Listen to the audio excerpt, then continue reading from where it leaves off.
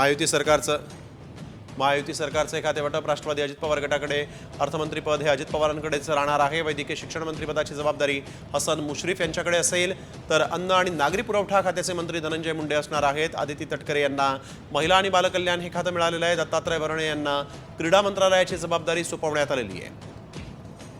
अन्न आणि नागरी पुरवठा मंत्री आता धनंजय मुंडे असतील। याआधी कृषी मंत्री होते धनंजय मुंडे, त्यांच्याकडे आता अन्न आणि नागरी पुरवठा मंत्रिपदाची जबाबदारी देण्यात आलेली आहे।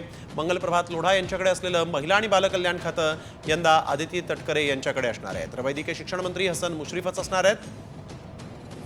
खातेवाटप आज जाहीर झालेलं आहे। कोणत्या मंत्र्याला कोणतं खातं मिळालं आहे ते आपण बघतोय। पंकजा मुंडेंकडे पर्यावरण मंत्रिपदाची आता संधी देण्यात आलेली आहे।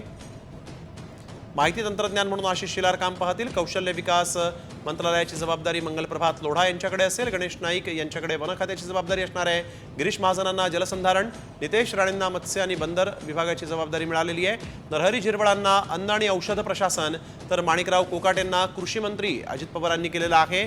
आधी धनंजय मुंडे कृषी मंत्री होते। मकरंद पाटील यांना मदत आणि पुनर्वसन, तर इंद्रनील नाईक यांना उद्योग राज्यमंत्री पदाची जबाबदारी मिळालेली आहे। तर बाबासाहेब पाटील हे सहकार मंत्री असणार आहेत। राष्ट्रवादी अजित पवार गटाचे देखील मंत्री आता समोर आलेले आहेत। कोणत्या खातेवाटप झालेले आहे ते आपण बघतोय। शिंदे गटाकडे नगरविकास, पाणी पुरवठा, शालेय शिक्षण, उद्योग तसंच मृद आणि जलसंधारण ही खाती महत्त्वाची जी होती ती आता एकनाथ शिंदेंना मिळालेली आहेत। शंभूराज देसाईंना पर्यटन, तसंच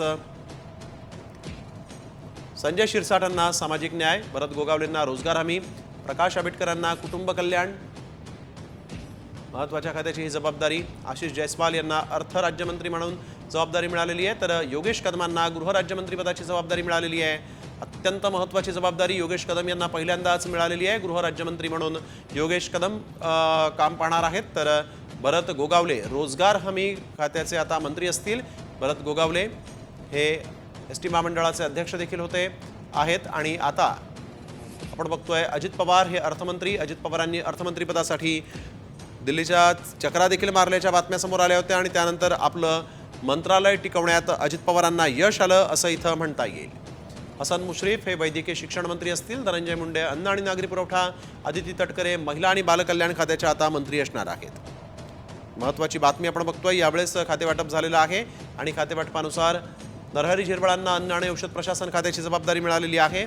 तर माणिकराव कोकाटेंना कृषी, मदत आणि पुनर्वसन खात्याची जबाबदारी, मकरंद पाटलांना, इंद्रनील नाईक उद्योग राज्यमंत्री असतील। बाबासाहेब पाटील सहकार खात्याचे मंत्री असणार आहेत।